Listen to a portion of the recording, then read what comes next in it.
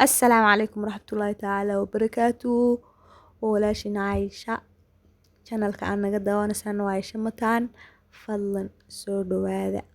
haddii aad nagu cusubtay subscribe noo saar, haddaa hore noo joogtayna waan idinka mahadcelinaya waqtigiina quruxda badan ee sida aad ila socotaan. maanta waxaan samaysaynaa quraac yar oo iska fudud oo iska quraac xayraan camal ah. weligaa kaabash iyo beer ma isku samaysatay?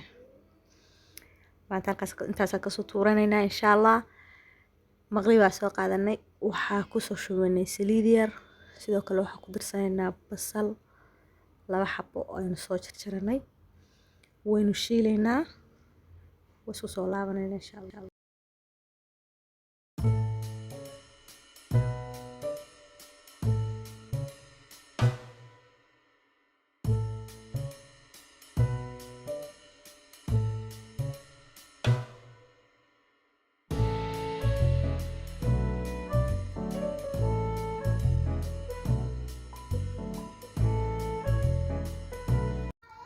basasha markay inoo soo shiilantay waxaa kusoo darsanay baradho aynu siiro dhidhawano fina usoo jarjarnay, waa isku soo shiilaynaa. marka inoo soo bislaato baradhadu waa isku soo laabanaynaa.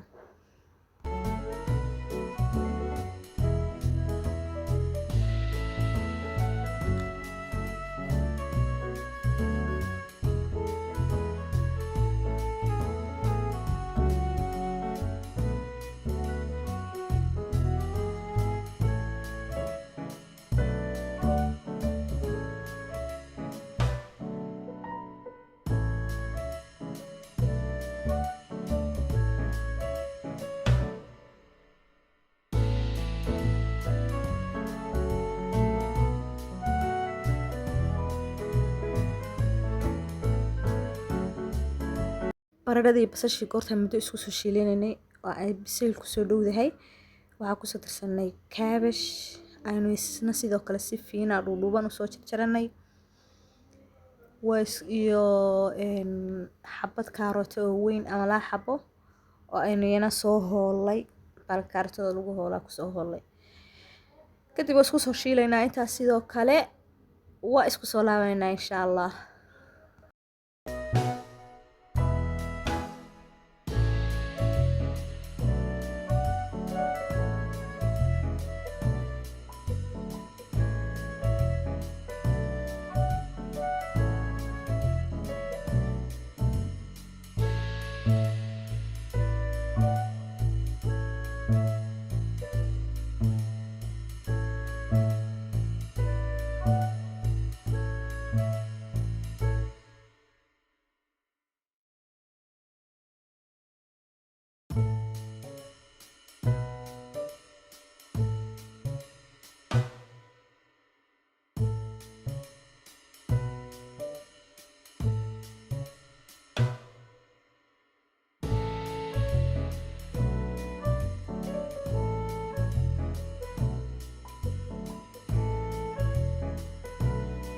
intaas kadib waxaa ku darsanaynaa bahaaraadkii, waxaa ku darsanay qaado barhkeed oo huruud ah, sidoo kale waxaa ku darsanaynaa qaado barhkeed oo xawaash ah. horeyna waxaa ugu soo darsanay kamsar iyo toon isku tuman. marka waa isku soo rogrogaynaa si ay isku dhex galaan. intaa kadib saanu diyaar inoogu yahay. waxaa samaysan